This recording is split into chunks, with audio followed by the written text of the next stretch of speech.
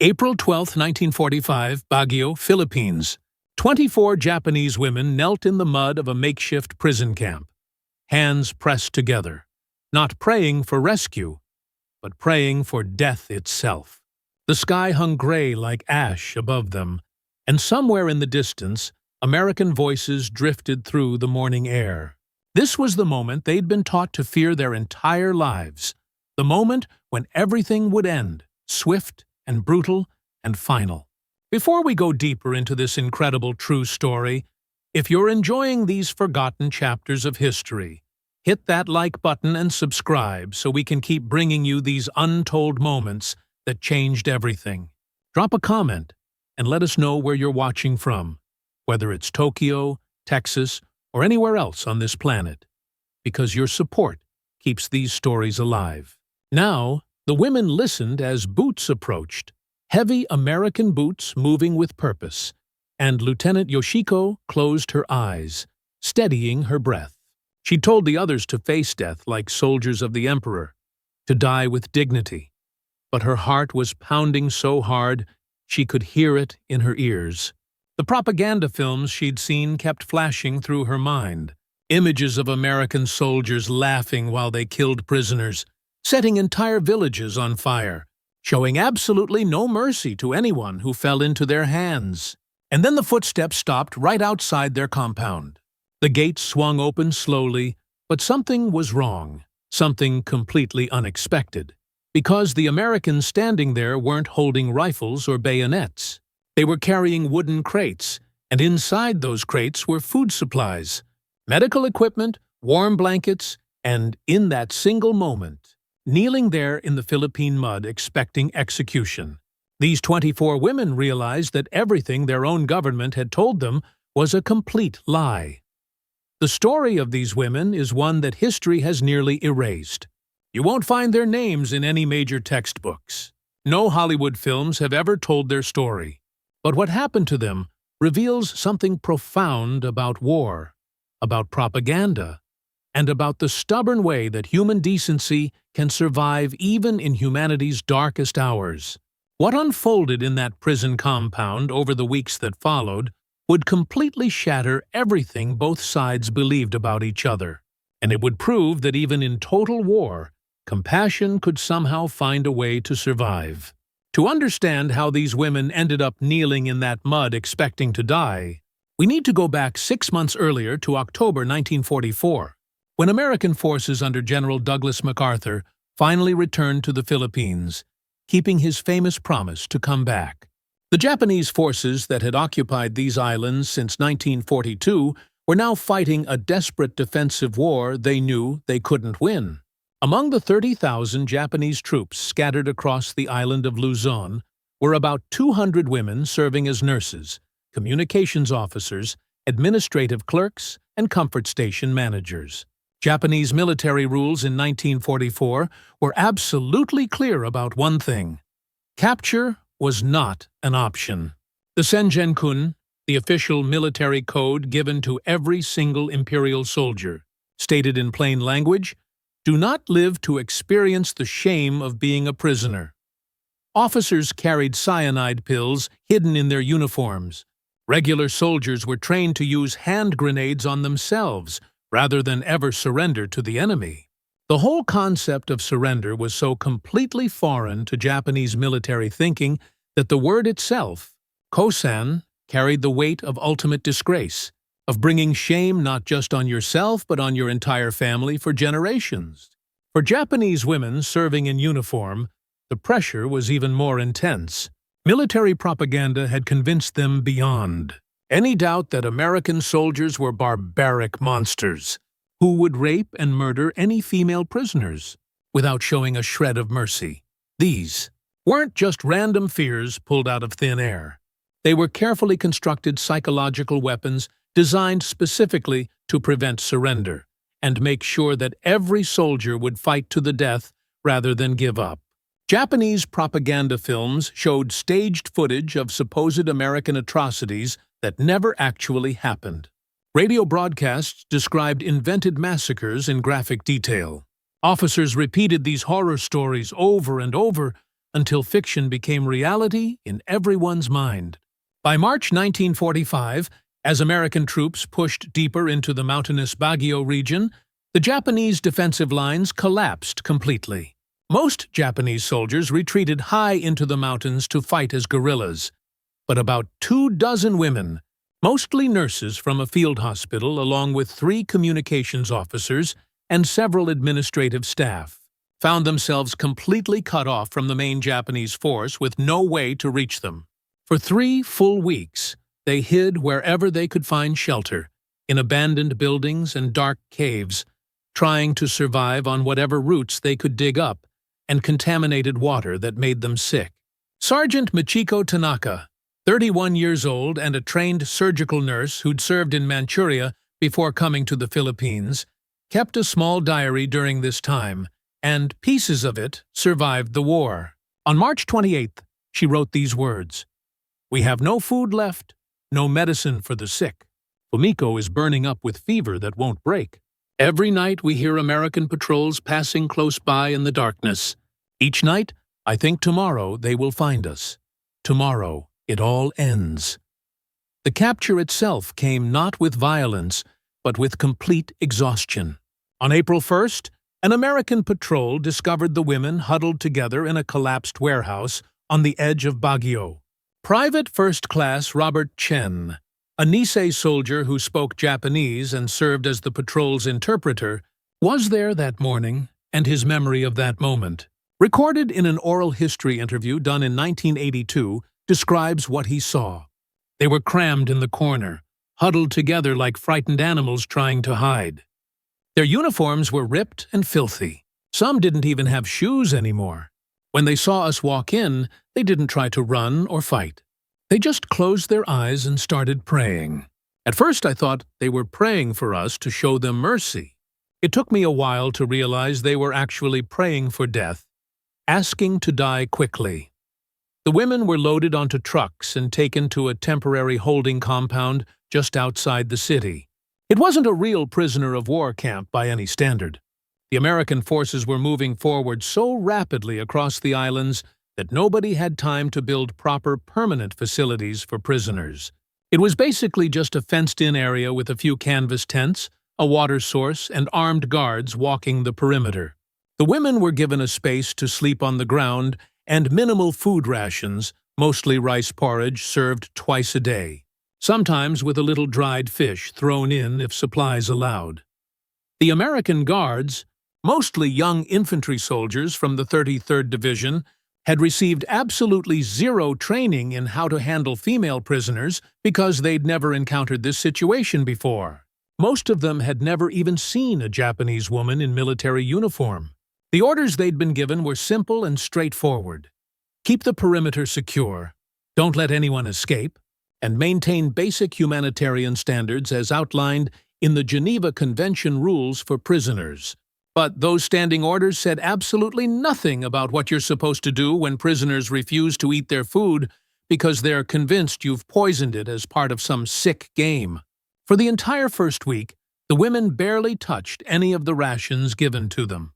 They were completely convinced that the Americans were deliberately fattening them up like livestock before the real torture would begin.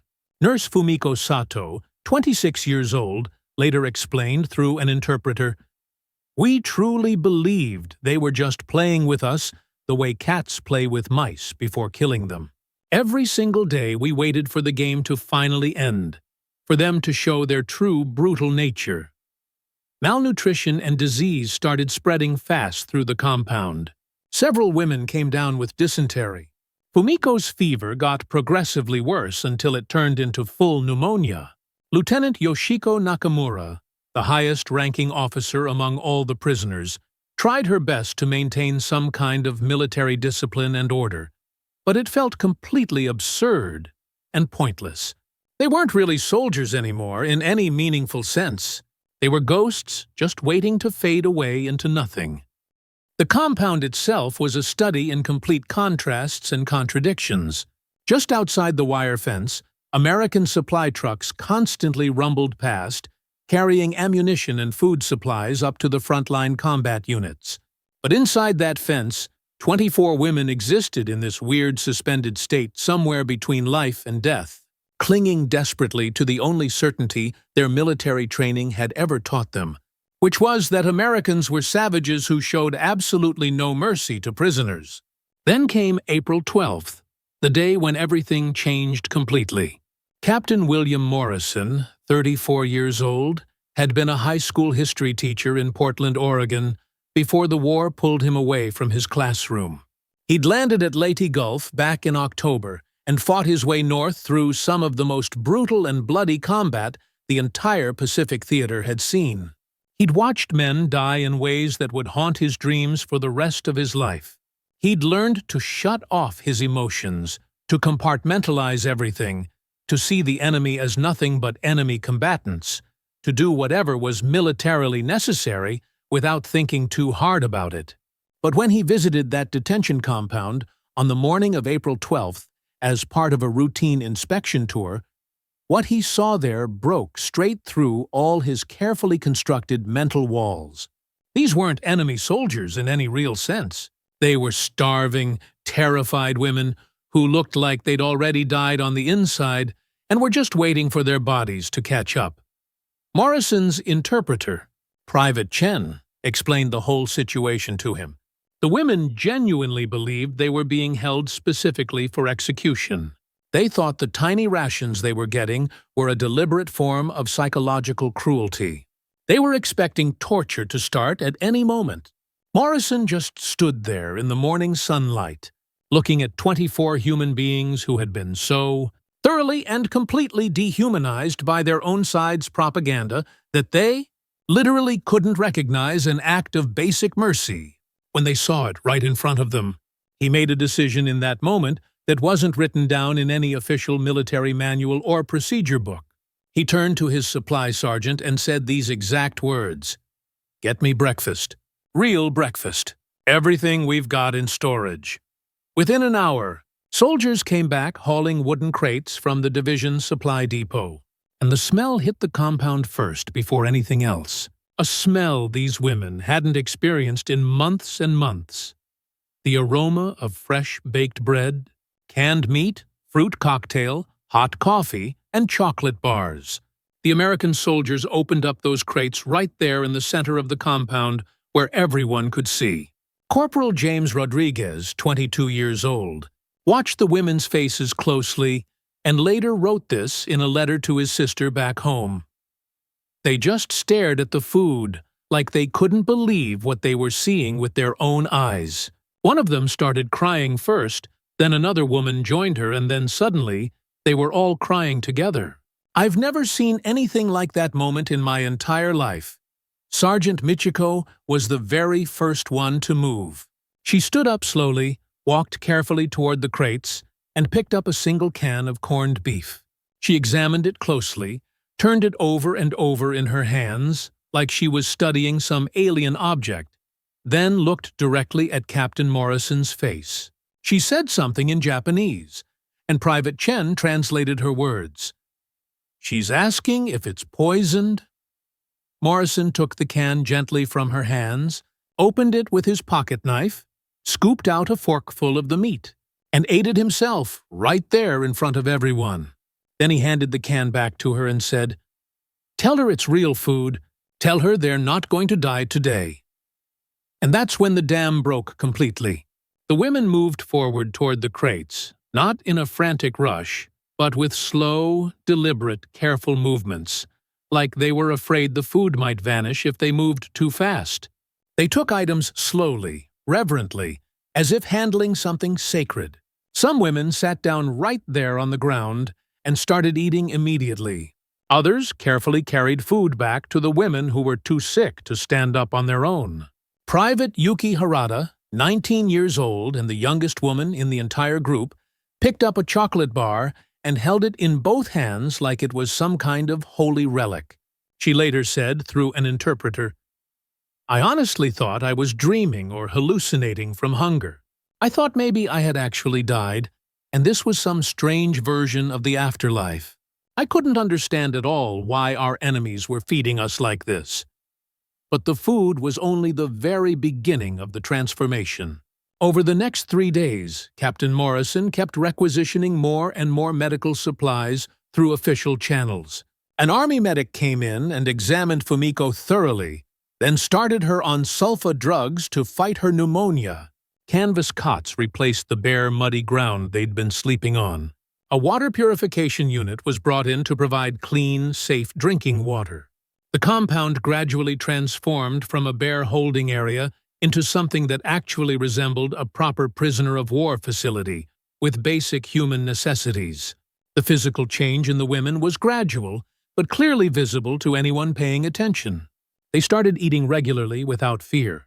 Color slowly returned to their hollow faces. The constant tension and terror that had gripped every person in that compound began to ease bit by bit. But the psychological transformation, the shift in how they understood reality itself, was much slower and far more complex and difficult.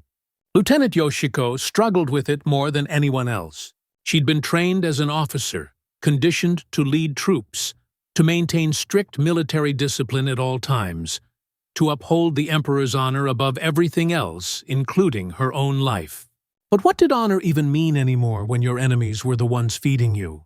What was military discipline worth when your own side had abandoned you to die? She'd spent 3 full years of war believing with absolute certainty that Americans were inhuman monsters. Now those same monsters were bandaging her wounds and patiently teaching her simple English words and phrases. The Americans were struggling with their own contradictions and conflicting feelings, too. These were enemy soldiers sitting in front of them, members of the same military that had bombed Pearl Harbor without warning, that had committed documented atrocities all across Asia, that had killed their friends and brothers in battles stretching from Guadalcanal to Okinawa. Yet here they were, day after day, sharing cigarettes and chocolate with them, teaching them card games, showing them photographs of families waiting back home in America. Corporal Rodriguez found himself in a deep philosophical debate one evening with another soldier, Private Eddie Walsh, who said, "I still don't get it at all. We're supposed to kill these people on the battlefield without hesitation, but here in this camp, we're supposed to be nice and treat them well." Where exactly is the line between those two things? Rodriguez thought about that question for a long moment and finally said, "Maybe there isn't actually a line at all. Maybe that's the whole point we're supposed to learn." By the end of April, something truly extraordinary had developed inside that compound, something nobody could have predicted. It wasn't quite friendship, because the cultural and language gulf was still too wide for that, but it was something even more significant in its own way. Genuine recognition. Recognition that the enemy was fundamentally human just like you. Recognition that basic humanity could persist and survive even when literally everything else had failed and fallen apart. The Japanese women began teaching the American guards basic Japanese phrases and words. The Americans taught them English in return. They started sharing stories with each other, carefully and cautiously at first, then gradually more openly as trust built. Sergeant Michiko, who'd worked as a trained nurse before the war, began consulting with the American medics about the best ways to treat the sick women in the compound. Her medical knowledge was genuinely respected and valued by the American doctors. Lieutenant Yoshiko found herself having regular discussions with Captain Morrison about practical logistics. Things like where to dig proper latrines, how to organize the sleeping areas more efficiently. Just basic common sense matters that required no political ideology at all, only practical thinking. One afternoon in early May, a sudden tropical downpour came out of nowhere and sent everyone scrambling desperately for any shelter they could find. Private Yuki ended up trapped under a canvas tarp with 3 American soldiers. They all sat there together, watching the rain pound down, and someone passed around a pack of Lucky Strike cigarettes. For 20 solid minutes, they were just human beings sheltering from a storm together. Nothing more and nothing less. When the rain finally stopped and the sun came back out, Yuki looked at the American soldiers and said in her broken, halting English, "Same rain, same sky." One of the soldiers, Private Danny O'Brien from Boston, nodded his head slowly and said, "Yeah, you're right. Same rain falling on all of us." It was such a small moment, so easily forgotten in the bigger sweep of history, but it represented something absolutely monumental, a real crack in the absolute certainties that war demands from everyone, a genuine glimpse of the world as it actually was, not as propaganda from either side had painted it. The war in the Philippines was effectively finished by late May. The Japanese defensive positions had completely collapsed everywhere. The surviving Japanese forces were scattered high up in the mountains, totally cut off from any supply lines or command structure. On May 8th, Germany surrendered in Europe, though the news took several days to reach these remote Philippine prison compounds. The Pacific War kept going, but everyone could sense in their bones that it was entering its final phase and would end soon. Captain Morrison received new orders to transfer the women prisoners to a much larger prisoner of war facility in Manila. This temporary compound would be dismantled completely. The American troops would pack up and move north to new positions. The brief, strange little community that had somehow formed here would dissolve and disappear forever. The night before the transfer was scheduled, Morrison gathered all the women together and explained through Private Chen exactly what was going to happen next. They would be transported to Manila. They would receive proper medical care at a real facility. Eventually, when the war finally ended, they would be sent back home to Japan through official repatriation. The women listened to all this in complete silence. Finally, Sergeant Michiko spoke up and asked a question. Private Chen translated her words. "She's asking if you'll be there at the facility in Manila with us." Morrison shook his head sadly and said, "No, my unit is getting orders to move in a different direction." Michiko nodded slowly, taking this in. Then she bowed formally and deeply, and all the other women followed her lead and bowed as well. It wasn't a gesture of submission or defeat. It was a gesture of genuine respect, of deep gratitude, of recognition for what these Americans had done for them. Morrison, feeling uncomfortable with the formality of it all, returned the bow awkwardly, not really knowing the proper way to do it. He said, "You all deserve to be treated like human beings. I'm just glad we were able to do at least that much." The next morning, military trucks arrived right on schedule to transport the women to Manila. As they prepared to climb aboard and leave, each woman made a point of saying goodbye individually to the American soldiers they'd come to know over these weeks. Lieutenant Yoshiko walked up and shook Captain Morrison's hand firmly and said in careful, practiced English, "You showed us something important. You showed us that everything we were told about Americans was completely wrong." Morrison nodded and replied, "Maybe that's the real victory in all this, learning that the enemy is just people like us." The women arrived in Manila on May 12th and were processed into a much larger prisoner of war facility that was housing several hundred Japanese prisoners, both military personnel and civilians. This facility was definitely better equipped than the small compound they'd left behind, with real barracks buildings, a proper medical infirmary, organized mess halls where meals were served. But something important was lost in the transition to this bigger place. The intimacy of that small compound, those daily face-to-face interactions that had gradually humanized both sides, was replaced by cold institutional routine and regulations. The psychological aftermath of their experience surfaced slowly over time. Nurse Fumiko, her pneumonia completely cured now, found herself struggling with terrible nightmares every night. She dreamed she was back in the original compound, but in these dreams the Americans were exactly as monstrous as the propaganda had always promised they would be. She would wake up, confused and disoriented, genuinely unsure which reality was the true one, unable to separate memory from nightmare. An Army psychologist, Captain Eleanor Hayes, made detailed notes in her official report. Many of these female Japanese prisoners of war are exhibiting severe symptoms of cognitive dissonance, Their actual lived experience directly contradicts everything their military training had conditioned them to believe was true. Lieutenant Yoshiko faced a different kind of crisis, a crisis of identity itself. She defined her entire sense of self as an officer of the Imperial Japanese Army. But what did that identity even mean anymore? Her own army had abandoned her to die. Her country was clearly losing this war. The enemy had shown more genuine honor and decency than her own commanders ever had. She spent hours and hours in the facility's small library, reading whatever books happened to be available in Japanese, desperately trying to reconstruct some kind of coherent sense of who she was. Private Yuki, the youngest of them all, adapted most easily to this new reality. She was barely out of childhood, really, less rigidly conditioned by years of military indoctrination than the older women.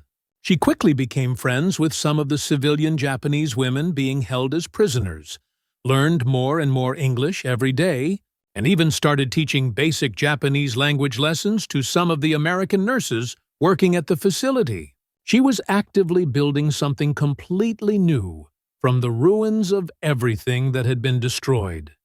On August 15, 1945, Emperor Hirohito's voice crackled over radio speakers throughout Japan, announcing to his people that Japan was surrendering unconditionally. The war was officially over.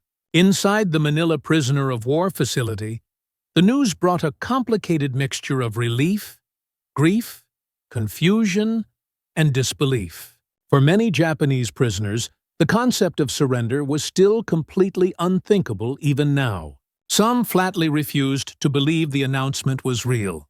Others broke down and wept openly. Sergeant Michiko stood there listening to the Emperor's voice, tears streaming down her face, though she honestly wasn't sure exactly why she was crying.